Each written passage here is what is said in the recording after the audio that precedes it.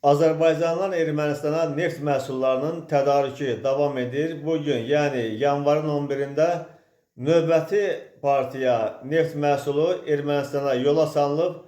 979 ton 92 markalı avtomobil yanacağı yüklənmiş 18 vaqondan ibarət qatar bugün Biləcəri stansiyasından Böyükqəsi istiqamətinə göndərilib. Yük Gürcüstan ərazisindən keçməklə Ermənistana çatdırılacaq.